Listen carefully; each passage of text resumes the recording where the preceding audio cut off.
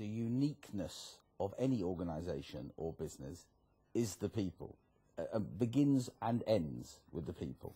Well, it does, because there's only one of you, isn't there? And a lot of people think that they have to be polished, they have to say all the right things, but at the end of the day, they will sound like other people who do the same thing. The thing in your business which is always going to be unique are the things that can't be copied. Everybody says they have to have a USP, a unique selling point or proposition. But for many companies, what they claim to be a USP is actually a CSP. It's a common selling point. You know, we're number one for this, or we treat our clients with great respect. Well, join the queue. Everyone says that. But when you talk about your people and the things they're doing and the difference they're making to their clients in the form of anecdotes, that's your real estate. Because nobody can interfere with it, can they? Because you're in it, and no one else can be in it. But a lot of people default to facts rather than telling the story of what they do. So how difficult is it, from where you sit, to persuade people that they need to identify that? And when you explain to them the system about the people being important and that's the do they get that, or is it something that's so alien to them after, some of those people I assume are going to be practicing for 2.5 decades, maybe 3 decades. So they're let's face it, they're stuck in a way of doing things. A lot of business people aren't comfortable talking about this stuff.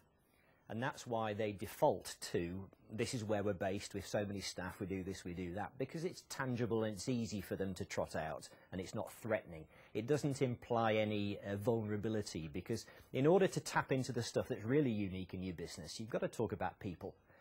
And in some respects, it's a case of peeling away the outer layers to get at what is actually the heartbeat of the business, what's its soul. But when they start to get it, is when they get a reaction from an audience that's different. And I've seen it in workshops where they present initially their normal corporate factual message, and the audience is, there's no reaction. Right. And then they start telling a story of something that they've been involved in.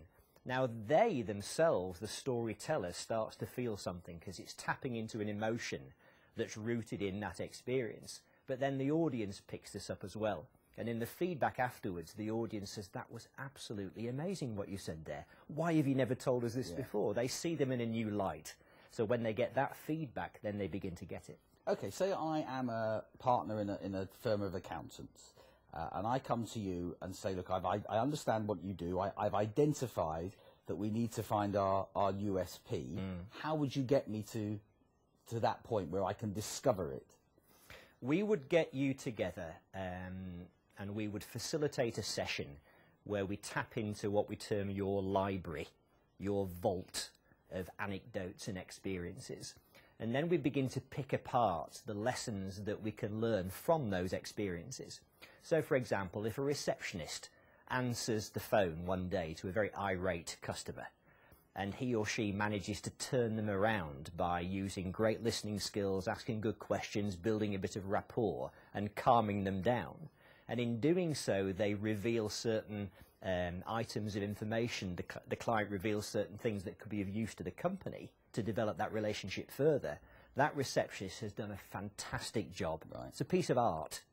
Now, but unless you've asked encouraged people to reveal those sorts of anecdotes, then you'll never find out what's going on in the business that could be of value. So we story share. Right, okay. So once you've established that, from their point of view, going forward, what do they do then to project that to their existing clients and their prospective clients? Well, they have to start practicing, being able to identify what could be useful material in the first place. So their antennae need to be retuned to recognise material. I mean, journalists would say to have a nose for a good story. But then they have to get good at telling it, and they have to learn how to weave these things into conversations and to presentations so it doesn't sound stagey and unnatural, but it sounds, almost spontaneous and improvised. So it's practice. So we would work with clients and train them in these story capture skills, how to recognise things that are worth talking about, and also storytelling skills. Because we've all seen people who can murder a perfectly good joke or story. You know, they're saying the right words, but not in the right way. So we help them to deliver the stories, and we help them to weave them naturally into conversations. It's a mixture of private one-to-one coaching or group workshops. Also, the underlying thing here for people in professional services or any business in which trying to get out there and tell their story is often confidence that they can do it. So how do you help them achieve that? But again, it's the feedback that they get.